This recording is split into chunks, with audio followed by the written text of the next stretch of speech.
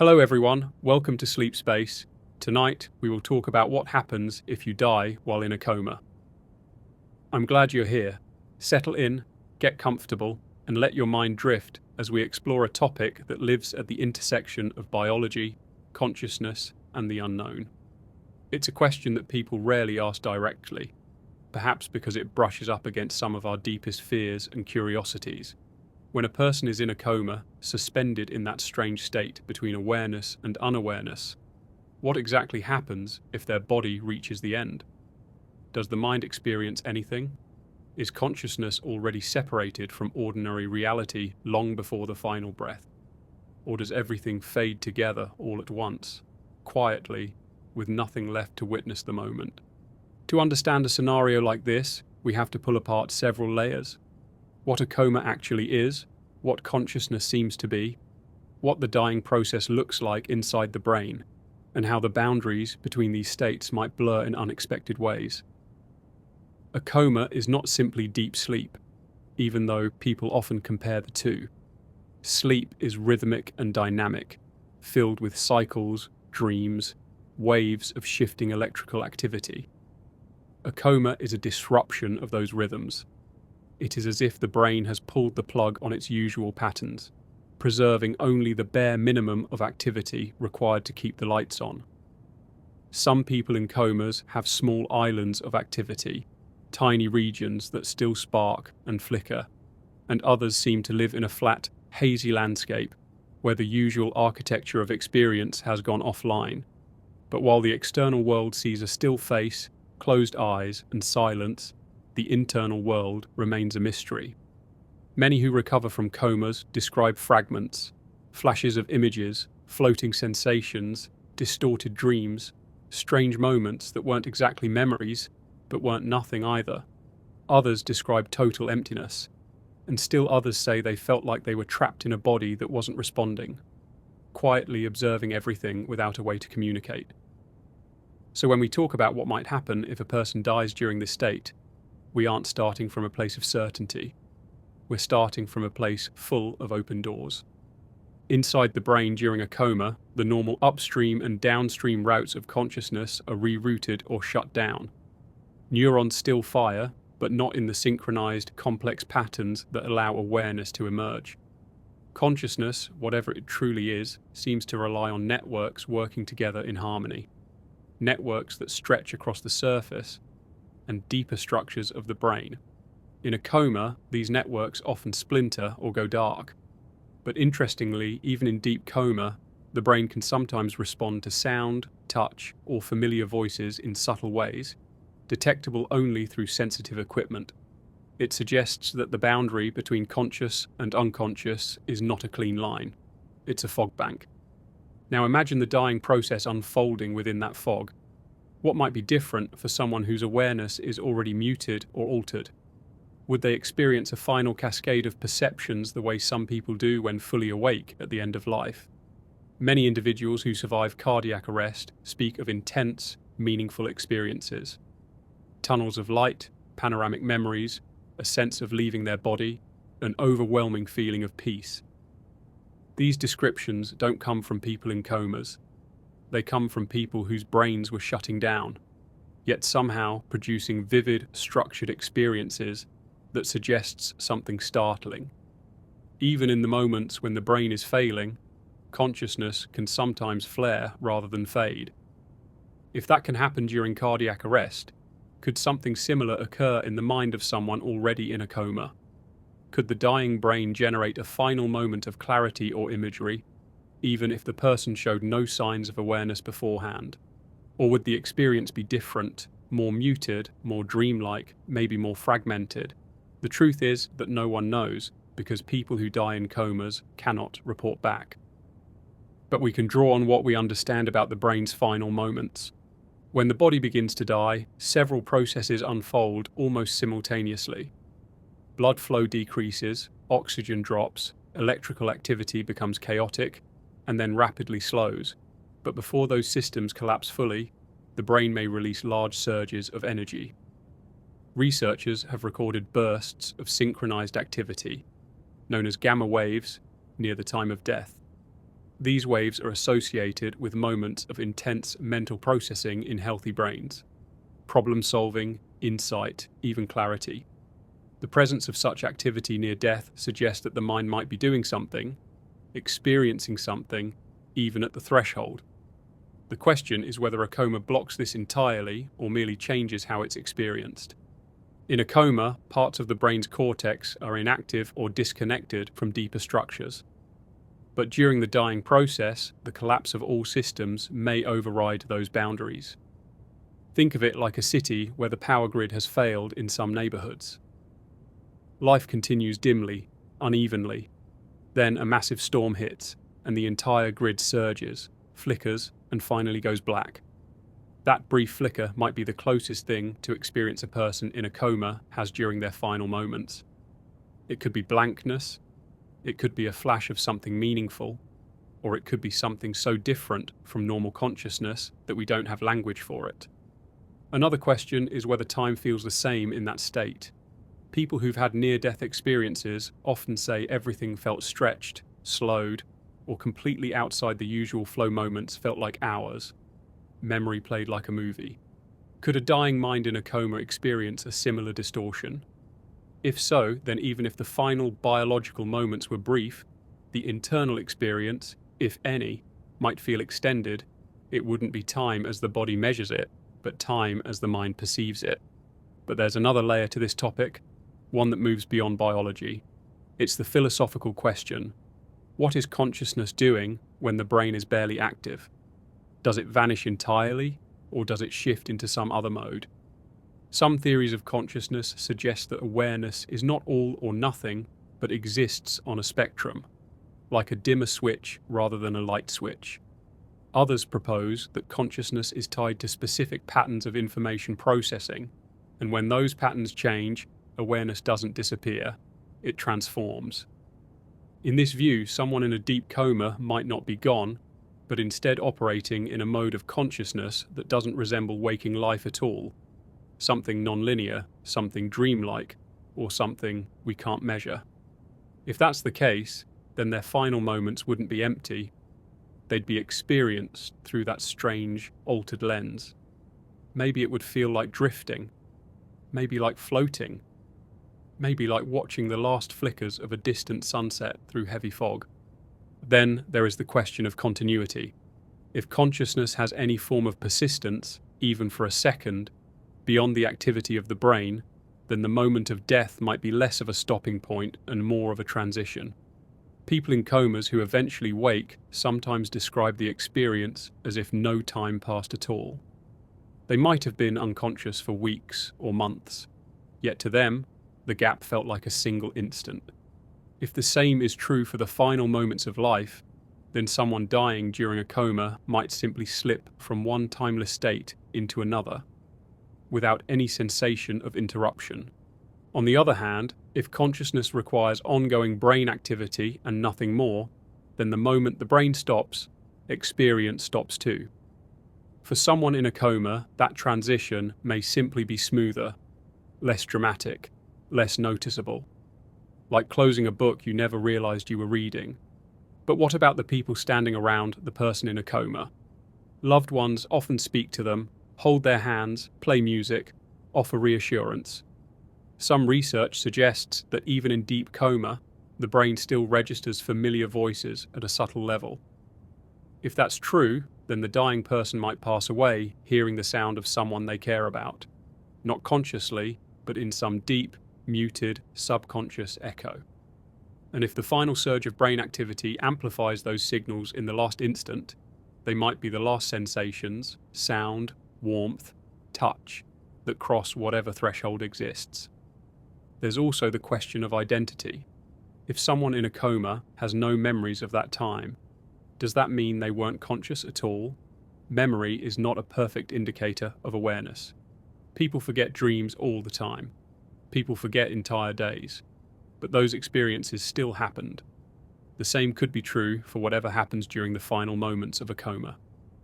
There could be something, some experience, some feeling, that simply leaves no trace.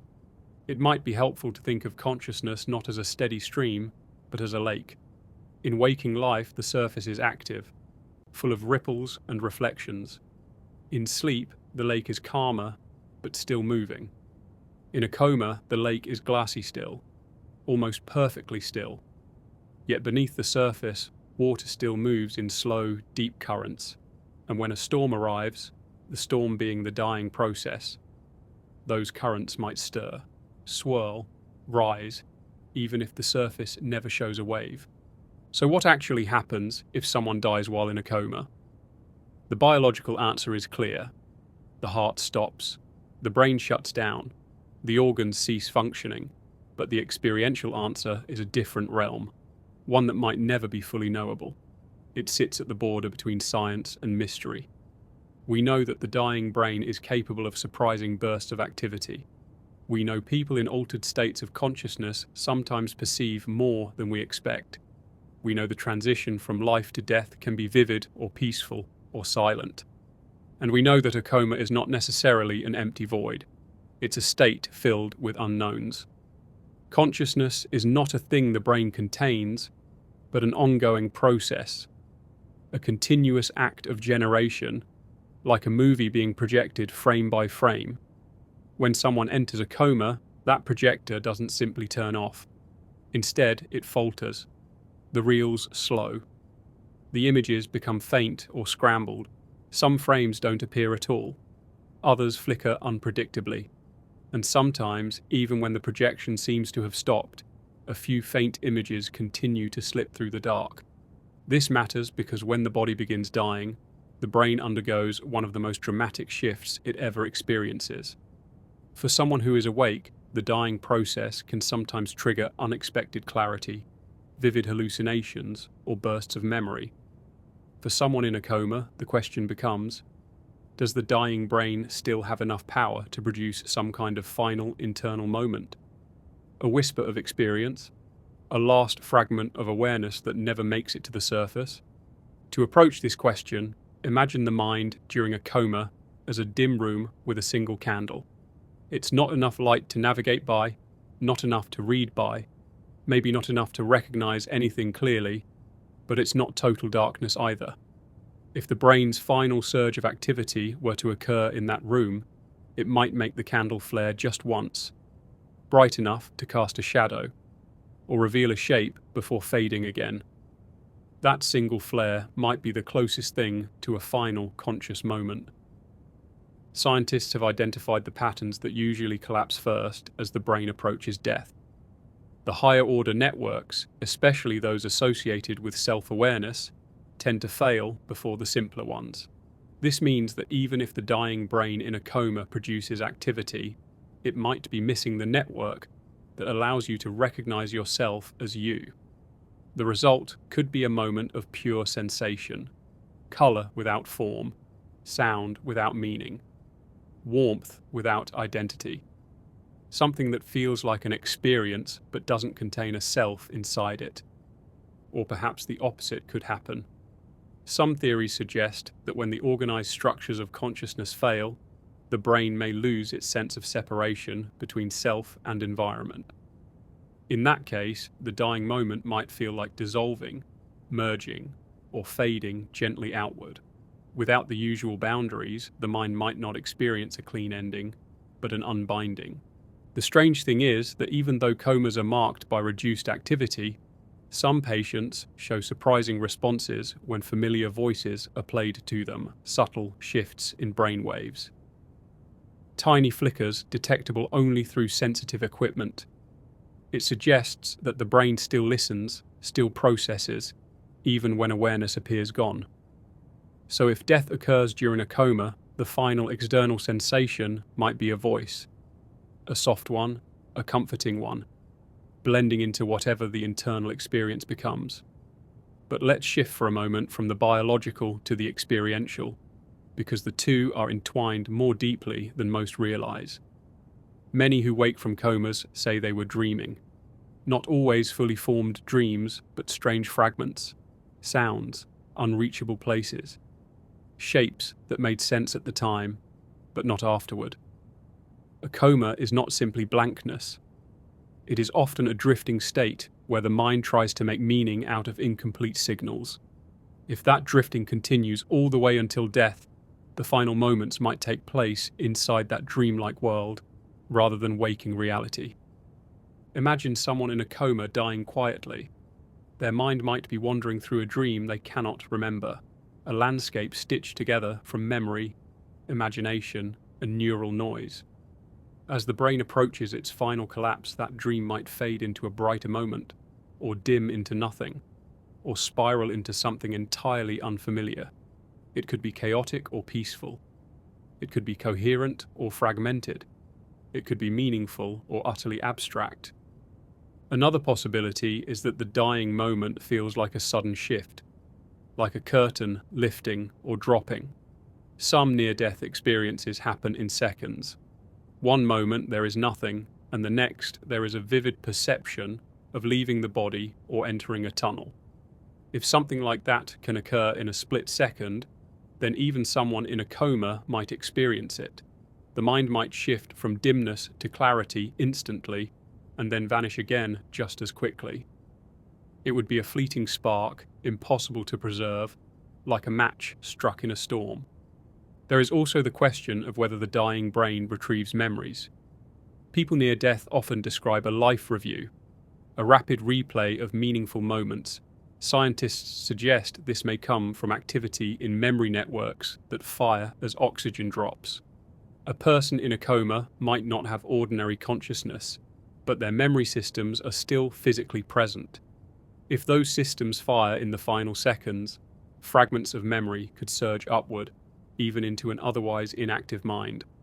A first day of school, a face, the sound of laughter, a place they loved, or something much smaller, a smell, a colour, a simple sensation. These moments could appear unbidden and vanish without leaving a trace. Of course, there is the more grounded possibility that the person experiences nothing, that the coma erased the capacity for conscious experience long before death, and the end arrives without any inner sensation at all. This is a possibility that must be acknowledged, though it is not as simple or certain as it might sound. Because even when we think someone is experiencing nothing, the brain can still surprise us with hidden activity, and moments of emergent consciousness may not be as binary as we assume. Some researchers argue that the dying brain slips into a state similar to REM sleep, rich with internal imagery, even in seriously impaired patients. If this is true, then a coma patient nearing death might enter a dreamlike moment, one that no one on the outside can detect. The experience might not be long or detailed, but it might be there, unnoticed and unreported. When looking at comas from the perspective of identity, another question emerges. If your memories, language, sense of time, and sense of self are offline, is the part of you that remains still you? Does dying while in a coma mean that the self fades earlier than the body does? Or does some core layer persist even without the higher layers active? There are cases of patients who were in deep comas yet reported after recovery that they had a sense of being present in an undefined way, an awareness without a narrative. This is difficult to interpret, yet it suggests that consciousness can exist in forms that do not resemble normal waking life. If something like this persists during the dying moment, then the person might pass away while resting in a formless kind of presence, not aware of their body or surroundings, but not entirely absent either. Something like drifting in a place without boundaries. Another angle to consider is the transition itself. Dying is not instantaneous. It is a process that unfolds across seconds or minutes. The brain, deprived of oxygen, releases neurotransmitters in large waves. Some of these chemicals create sensations of calm or euphoria. Others create vivid internal imagery. Even without full consciousness, the brain might still release these bursts. The internal world might briefly brighten or distort. The drifting might deepen. Something could shift or fade or expand. Just as the brain enters a coma gradually, it might leave life gradually too, fading in layers rather than all at once. A person dying in a coma might experience the ending as a continuation of the state they were already in, a deepening, a letting go. Let's also consider the possibility of transition through the lens of peacefulness. Many people who die naturally, whether awake, asleep, or unconscious, show signs of relaxation at the end. The muscles soften, the breath slows, the face becomes calm. For someone in a coma, this calm might be mirrored internally, even if they cannot express it. The dying moment might be one of release, of easing into stillness without fear or struggle. Now think of the brain as a symphony. In waking life, the instruments play in harmony. In sleep, they play softly. In a coma, many of them are silent, but a few continue their quiet melodies. As death approaches, the final notes might rise, not loudly, not dramatically, but briefly before the orchestra goes silent. Whether those final notes produce an experience is the mystery. A person who dies in a coma may also skip the subjective feeling of time passing. Many coma survivors describe waking up and feeling as though no time had passed at all. If that same pattern applies to the dying moment, then from the person's perspective, the end might come with no build-up, just a seamless shift from an unmeasurable inner state into whatever lies beyond. No anticipation, no awareness of decline. Simply one moment of existence, and then no moment at all. If consciousness is tied to patterns of activity, then the mind's last pattern might be small, subtle, and quick. If consciousness is something more than neurons firing, something fundamental, something woven into the fabric of reality, then the final separation from the body might feel entirely different. It might feel like clarity returning. It might feel like release, or it might feel like nothing at all. We cannot know with certainty, but we can explore the possibilities, guided by science, by the stories of those who return from the brink, and by the strange hints left behind in the brain's final bursts of activity. To understand what may unfold when someone dies while in a coma, it helps to imagine the mind as a landscape, one that changes shape depending on how awake, aware, or connected the brain's networks are. In ordinary consciousness, this landscape is detailed and vivid, full of mountains, rivers, and paths that make sense. In dreaming, the landscape shifts and bends, familiar shapes blending into impossible ones, and in a coma, the landscape becomes dim. The outlines blur, landmarks fade. Some regions fall into deep shadow, while others retain faint forms. Within this dim landscape, experience becomes unpredictable. Some people may wander through its foggy paths, encountering sensations or fragments of memories. Others may drift in a space that feels entirely empty.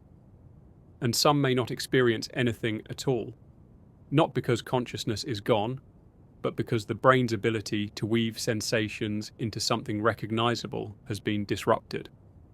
So when death enters this silent landscape, the question becomes, does it change anything inside? Does the mind brighten for a moment? Does it darken more deeply? Does it release its last flicker of experience, like a candle burning out?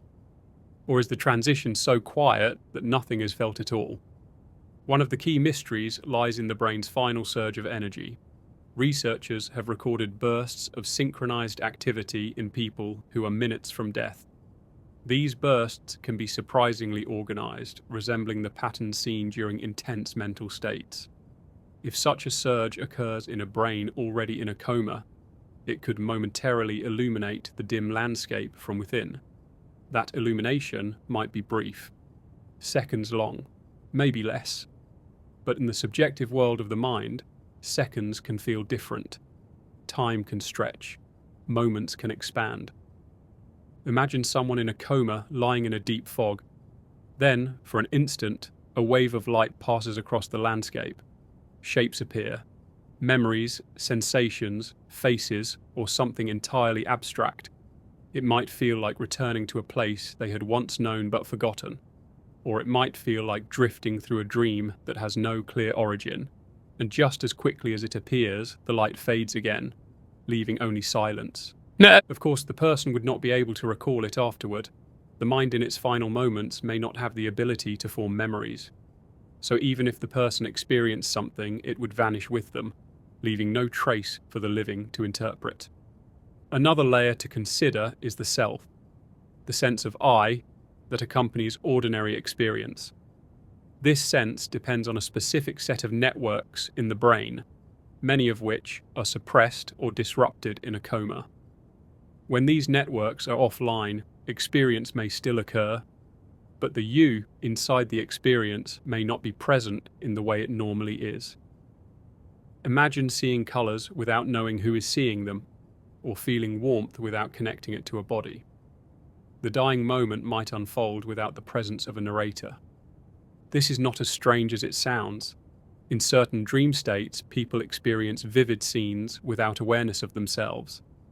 In deep meditation, the sense of self can dissolve. People report sensations without identity, presence without a narrator. If the final moment of a coma resembles anything like this, then the person may pass away in a state where the boundaries of self have already softened or disappeared. But what if the opposite is true? What if the final surge of activity momentarily reactivates the sense of self? Could the dying brain, even in a coma, generate one last flash of recognizable awareness? A moment where the person feels themselves return briefly? It is possible, though not guaranteed. There are documented cases of people emerging suddenly from coma-like states shortly before death, coherent for a brief time, as if the brain is giving up its final stored energy to create one last moment of clarity. These cases are rare, but they remind us that the dying brain is capable of strange, unpredictable behavior. If something like that occurs internally, even without any outward signs, the person may experience a moment of lucidity or presence just before the end. A sense of, I am here, even if muted, even if fleeting. But because the coma blocks the ability to move or respond, no one outside the person would ever know that moment existed. There is also the possibility that the dying mind in a coma enters a state similar to a dream. The brain's chemistry changes rapidly when oxygen drops, neurotransmitters flood certain regions. This can trigger internal imagery, sensations, or emotional states. A person in a coma might experience a dreamlike moment that unfolds entirely inside their silent landscape.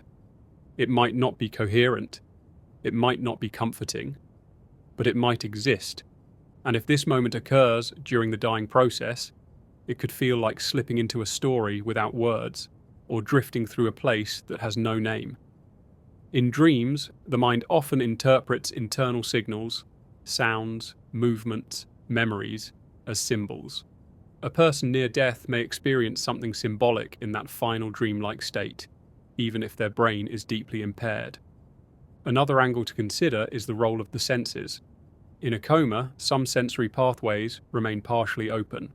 Touch is often one of them. A person may not consciously register being held, but their brain may still respond at a deep level. As they die, the last sensation might be pressure on the hand, warmth on the skin, or the sound of someone's voice vibrating through the bones of the jaw and skull. These sensations, faint as they are, could blend into the final internal moments. Think of it like a distant echo heard through water. The sound is muffled, distorted, and slow, yet it still reaches the listener, even if they cannot interpret it. The dying moment might feel like drifting toward that muffled echo until it fades completely.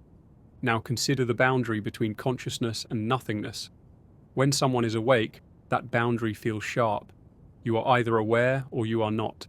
But in comas, that boundary becomes soft and blurry. Awareness flickers on and off. Some signals get through, others don't. If death occurs during this blurry state, then crossing the final threshold might feel like slipping more deeply into what is already happening. Not a sudden drop, but a gentle deepening. This raises another philosophical question. If consciousness fades gradually, is there ever a single moment where it ends? Or does it dissolve like mist, thinning until it disappears entirely? In that case, dying in a coma might be one of the gentlest transitions possible. Not because the moment is peaceful by nature, but because the mind may already be in a dissolved or dissolving state. It's also worth considering the possibility of internal spaciousness. Some people who recover from comas describe feeling like they were floating, not in a physical sense, but in an internal one, weightless, timeless, unanchored. If someone in a coma dies while experiencing something like that, the final moment might feel like drifting farther into an endless space, one where distance and time have no meaning. Others describe the coma as a dark place, but not frightening, more like being wrapped in an indistinct quiet, as if the world had been reduced to ambient sound and sensation. In this case, death might feel like that quiet, simply expanding until nothing remains. In rare cases, people in comas have moments of agitation or discomfort, though whether these are consciously experienced or simply reflexive is unclear. If death occurs during such a moment, the internal experience might be disorganized or chaotic. But even then, the final surge of brain activity might override that chaos with something unexpected. The mind's last impression may not be negative, even if the body is struggling. Now let's consider time itself. The brain in a coma processes time differently.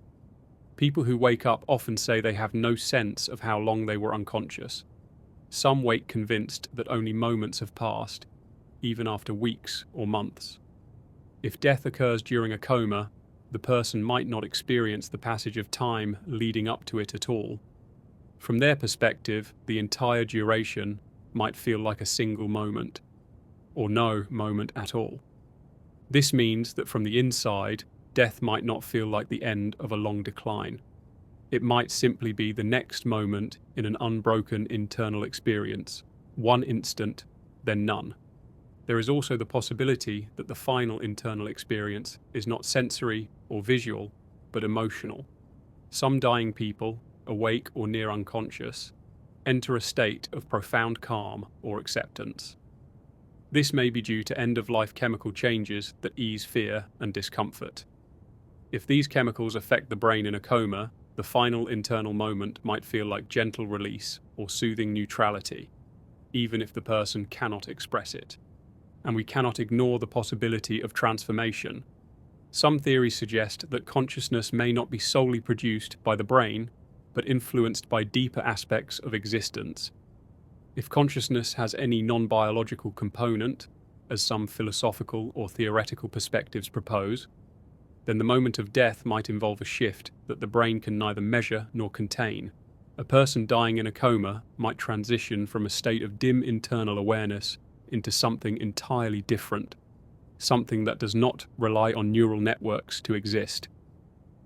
This perspective is not proven, of course, but it remains part of the mystery, because the absence of measurable brain activity does not necessarily equate to the absence of consciousness. It only equates to the absence of measurable consciousness. In the end, the internal experience of someone dying in a coma may fall into one of many possibilities: a dreamlike fragment, a surge of clarity, a dissolving of the self, a final memory, a sensation of floating, a peaceful emptiness, or no experience at all. Each possibility carries its own kind of wonder and uncertainty. The mind is not a single thing. It is a collection of layers: sensation, memory, emotion, identity, awareness, integration. In waking life, these layers align to create the seamless experience of being. In dreams, some layers loosen. In anesthesia, more layers disconnect. And in a coma, many of them fall silent, while others continue to hum faintly in the background. When the body begins to die, these layers start peeling away, one by one. But the order in which they fade, and whether any remain active at the final moment, is different for every person. Someone dying, while fully conscious, may experience changes in breathing, vision, and awareness in a particular sequence. Someone dying during sleep may drift from dreaming into deeper stillness before slipping away. But someone dying during a coma is already existing in a state where several layers of consciousness have been altered or suppressed long before the end. This makes their final moments uniquely mysterious. One of the biggest questions is whether the mind retains any capacity for experience during the dying process. We know that in near-death experiences, even when the brain is seconds away from shutting down, some people report incredibly vivid internal events. This suggests that consciousness, or at least certain forms of internal experience, can flare up during extreme biological stress. The question is whether the coma blocks this entirely, or whether the surge of activity at the end can break through the haze. Think of consciousness as a network of lights across a vast city. In a coma, many lights go out, and the power grid connecting them weakens. Only a few districts remain dimly lit. But during the dying process, the whole grid may surge one last time, sending power briefly across the city before the system collapses. Even areas that were previously dark may flicker back to life momentarily. That flicker might produce a final moment of experience, a sensation, a memory, a loosely formed awareness before everything fades. Of course, this flicker could take many forms. It might be chaotic, a random burst of imagery and sensation, or it could be strangely coherent, as near-death experiences often are. Some scientists argue that a dying brain becomes hypersynchronized in the moments before it shuts down, producing a temporary clarity. If this happens, even partially in a coma, the final moment might feel more structured than any moment since the coma began. But structure requires networks that may no longer be functioning. If the coma disrupted the brain's integrative pathways, the circuits that weave sensory information into a cohesive experience, then the final surge might feel fragmented. A person might experience flashes without continuity, a color without a context, a sound without a source, a memory without meaning. This raises another fascinating question. Could the final moment feel familiar, even if the person cannot understand it? If the brain reactivates memory pathways, even briefly, familiar images might appear: a childhood room, a parent's voice, a place once visited. These flashes might be more symbolic than literal, emotional echoes rather than fully formed memories. Someone dying in a coma might see or feel something meaningful without knowing why. Now consider a different possibility. The final experience might not be visual or sensory at all. It might be an emotional state. As the brain's chemistry changes rapidly, it releases neurotransmitters that can produce calm, euphoria, or a sense of release. Even if the person is deeply unconscious, these chemical shifts might still shape the final internal moment. It could feel like letting go. It could feel like sinking gently. It could feel like a soft dissolving into quiet. This possibility becomes even more interesting when we consider time. Coma survivors often say that time seemed to disappear. They remember nothing, or they remember single moments floating in a timeless fog. If death occurs during such a state, the internal experience of the final moment might not feel like an ending at all. The mind might not sense time passing as the body shuts down. The transition might be seamless, almost instantaneous. Another layer of the mystery is how the self behaves during this process. The self, the feeling of being a distinct individual, depends on specific regions of the brain that integrate memory, perception, and awareness. These regions are often compromised in comas. Without them, experience may not have a recognizable I attached to it. Sensations, imagery, and emotional states could still occur, but without a narrator, without ownership, without someone inside the experience saying, "This is happening to me." If that is the case, then dying during a coma might feel like fading without a sense of self to mark the moment. A gentle dissolving, undisturbed by fear or anticipation. In many ways, this could be one of the quietest forms of passing. But what about the people who describe near-death experiences or emerge from comas with vivid recollections? Some report floating sensations or environments that did not resemble waking life at all. These reports suggest that even when the brain is impaired, the mind can still create or receive internal experiences that defy the usual rules. Could someone dying in a coma experience something similar? Possibly. If the final surge bypasses damaged networks and activates deeper regions of the mind. regions associated with spatial perception, imagery, or emotional meaning, then the dying person might enter a state that feels dreamlike and expansive. They might feel as if they are moving, flying, floating, or entering a vast open space. This movement does not require physical ability. It comes from the brain's internal spatial maps firing in unusual ways. Imagine drifting through a landscape made of memory, imagination, or something entirely internal. This is not uncommon in dreams or in certain altered states. The dying brain might reproduce something similar, even if the person has been in a coma for a long time, but not all internal experiences require imagery. Some may be abstract, like a shift in awareness, a softening of boundaries, or a sense of crossing. These experiences cannot be described because they lack components like visuals, sound, or narrative. They are states rather than stories. A person dying in a coma might enter such a state and simply continue drifting until the lights go out. Now consider the possibility that the final experience might involve hearing. Of all the senses, hearing is often the last to fade. Even coma patients who show no outward response may still process voices at a deep, subconscious level. If a loved one is present, speaking softly, that sound might become part of the final internal landscape. It might blend with whatever surge or drift the brain is experiencing. A voice could become a shape or a feeling or simply a sense of connection.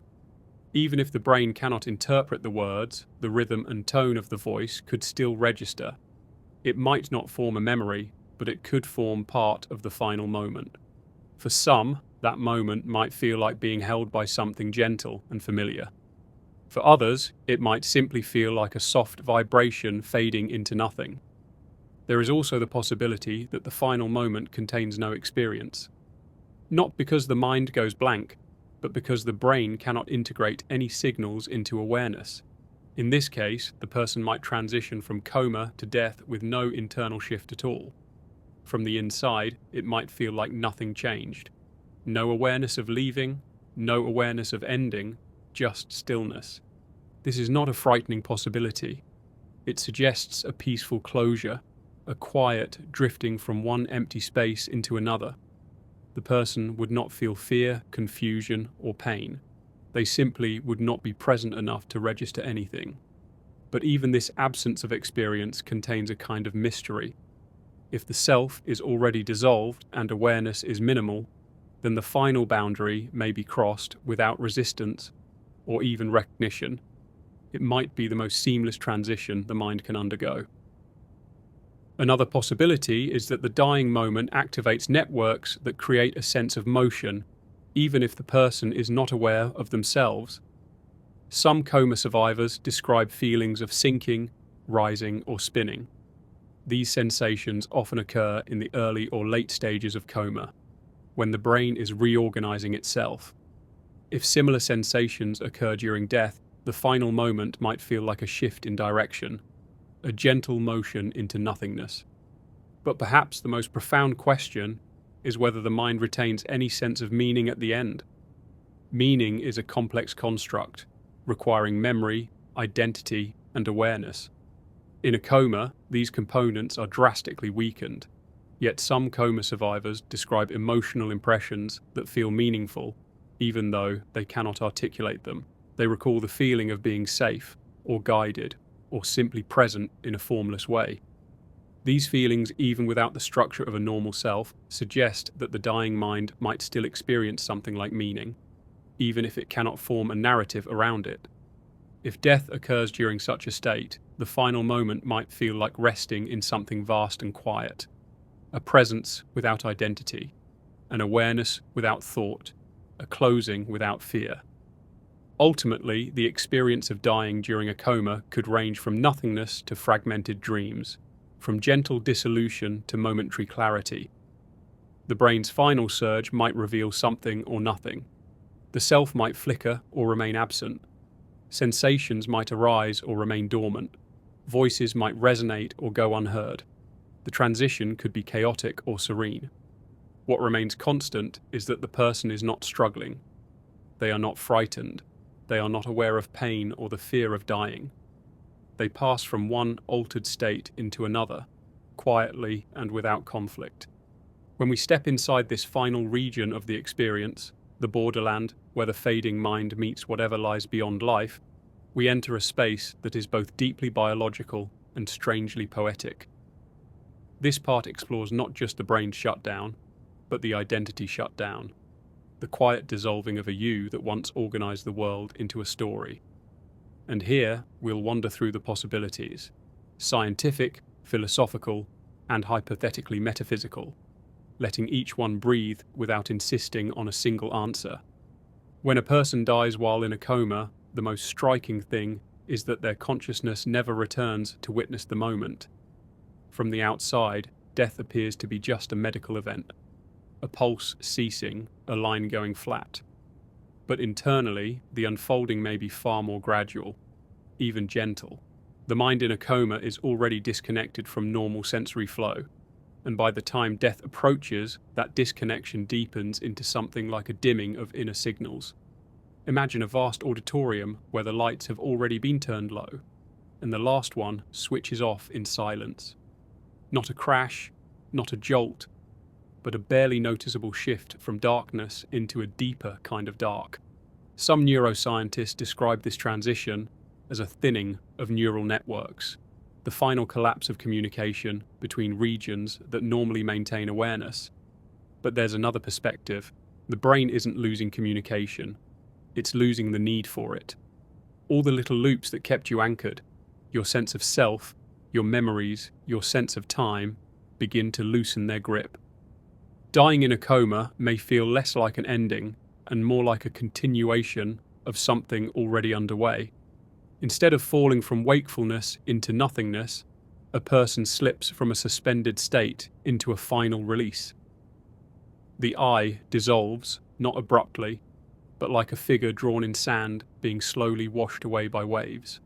What's fascinating is how often people who wake from coma describe something that seems eerily related to this dissolution, a sense of floating, no time, no story, just pure being. If returning from a coma can feel like rising from a deep ocean, then dying inside one might feel like drifting deeper until the distinction between you and the ocean disappears entirely. It's not frightening because fear requires a self, a boundary, a reason for alarm.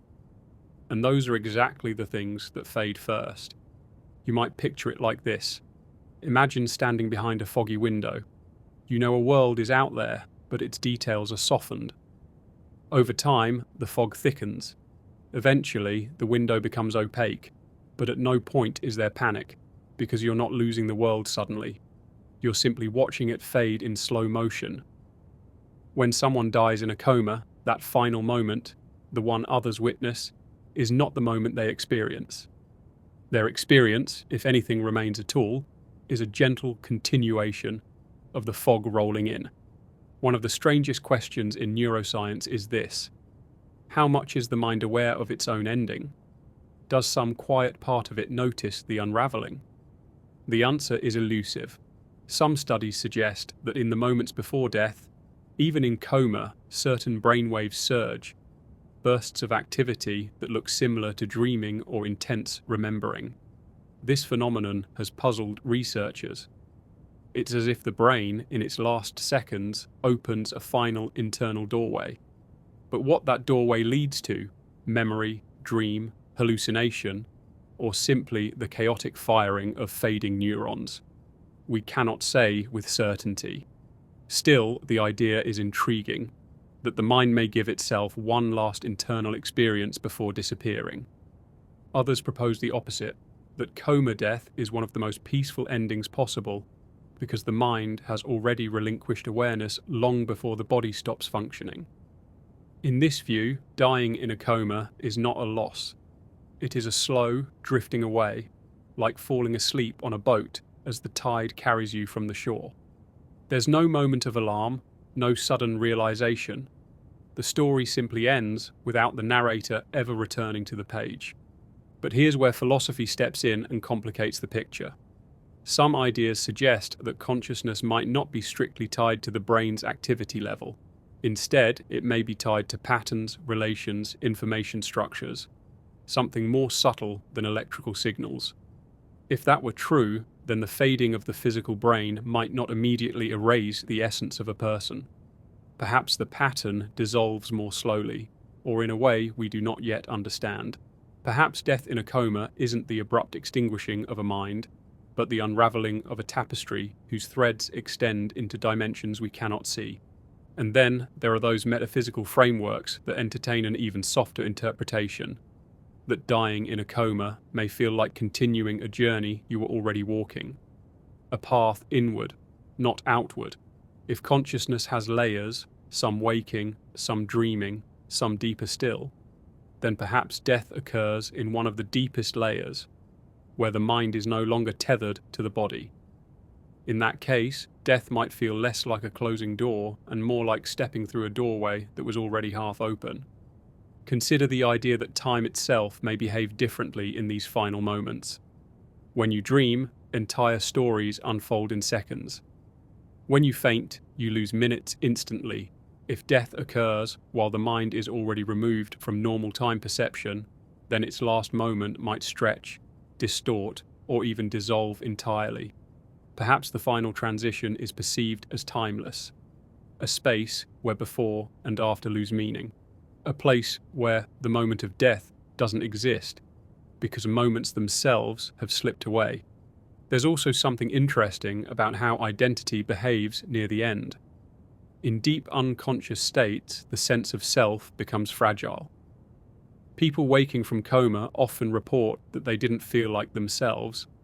They felt like awareness without identity, like a presence without a name. If death happens during this state, then the version of you that dies may not even be the version that lived your waking life. It may be a softer, quieter version of consciousness, one that has already let go of biography, memory, and story. In this way, death in a coma might involve less psychological resistance than death while awake. The ego dissolves before the body does. There's another beautiful idea worth exploring: the possibility that the mind, when freed from sensory input, might construct its final reality internally, like a last dream.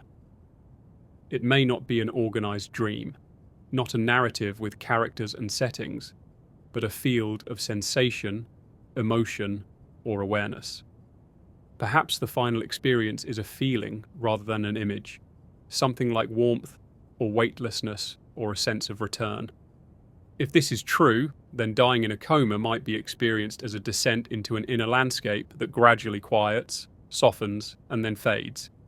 Finally, we must consider the mysterious possibility that the last experience isn't internal at all. If consciousness has any property that extends beyond physical processes, if it is emergent but not confined, then death might be a transition rather than an end.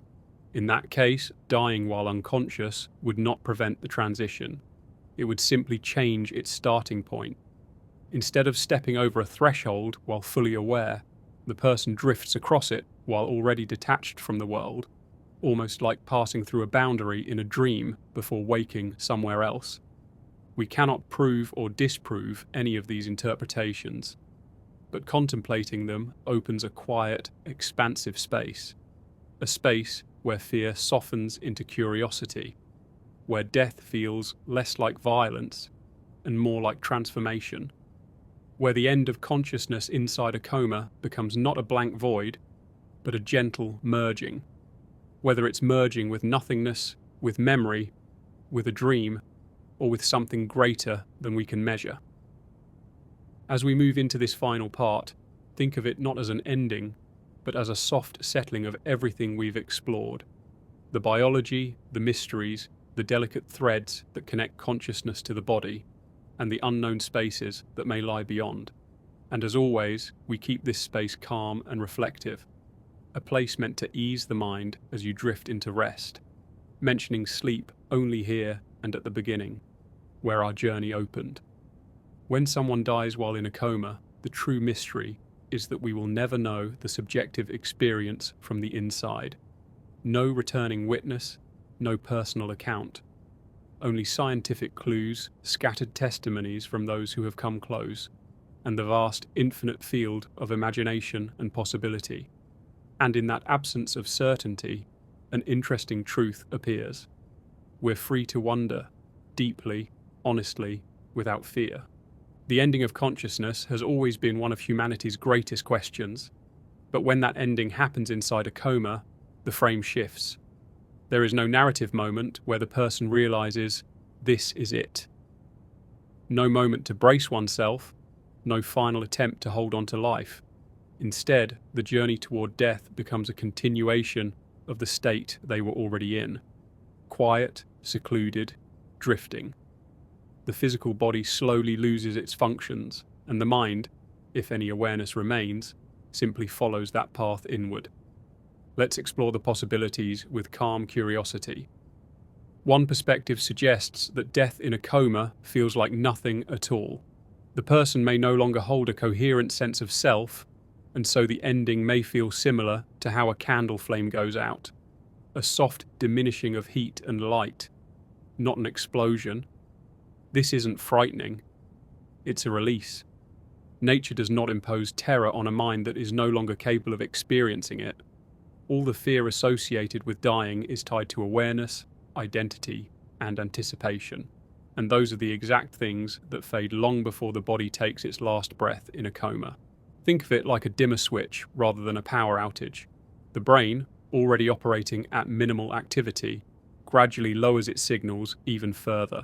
Neurons fire less and less often. Internal communication slows. There is no sudden rupture, only a slow unwinding. And because the mind is not present enough to grasp what is happening, there is no inner resistance. It is perhaps one of the most peaceful ways a person can exit life. Another possibility is more enigmatic.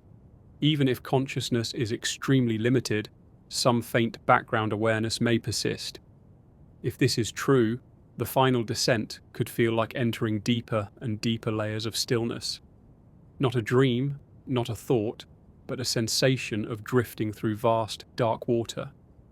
No fear, no urgency, just a slow surrender. People who survive comas sometimes describe similar states. They felt as if they were floating, or resting in a warm emptiness, or simply existing without a story. If dying occurs within that state, then the transition might be seamless. The drift continues, and then eventually dissolves into nothing at all. Then there is the possibility of a final surge of activity, a phenomenon seen in some dying brains, even in coma. This sudden wave of synchronized energy could feel like a flood of memory, an inner light, or an expansive release. Or perhaps it isn't experienced consciously at all, but the idea invites us to imagine. If awareness returns even briefly, what does it glimpse? A final dream, a memory of youth, a moment of clarity, or simply an abstract brightness, a feeling rather than a scene? We don't know. We may never know. Yet the mystery itself is strangely comforting. It suggests that even in the deepest silence, the mind has ways of closing its story with a certain grace. And then, beyond science, there are the philosophical and metaphysical interpretations, possibilities that invite wonder rather than certainty. Some suggest that consciousness is not just the brain's electrical output, but a field of information, or a pattern that might persist in unknown ways. If that's true, then dying in a coma might not seal off experience. It might simply shift it. If consciousness is a spectrum, not a binary state, then perhaps this transition occurs in the gentlest region of that spectrum, where the self is already loosened, where boundaries are thin, where awareness is unburdened by thought. Others imagine that death from within a coma might resemble emerging from a dream rather than ending one. If the mind is already detached from sensory reality, then the passing of the body might feel like stepping into an even deeper direction. A movement not outward, but inward, as though the last experience isn't one of losing the world, but of sinking into a space so quiet and infinite that the distinction between inner and outer dissolves completely. These ideas, though speculative, carry a shared tone. gentleness. Whether death brings nothingness, transition, or something we have no words for, the passage from a coma seems to bypass the turbulence we often associate with dying. It is not a cliff. It is a shoreline slowly disappearing behind morning fog. And in all of this, there is a kind of poetic symmetry. The person who enters a coma leaves the external world behind long before their final moment. Thoughts fade, identity softens, memories loosen, the world becomes distant. And in the very end, that distance expands until it becomes complete. The ending is an extension of the state they were already inhabiting. An untying of knots, a quiet release. For those still living, the idea can be strangely soothing. It means that death, in this context, is not a frightening leap into the unknown. It is a drifting toward it, quietly and gradually. A process without struggle, without the fear that awareness often brings.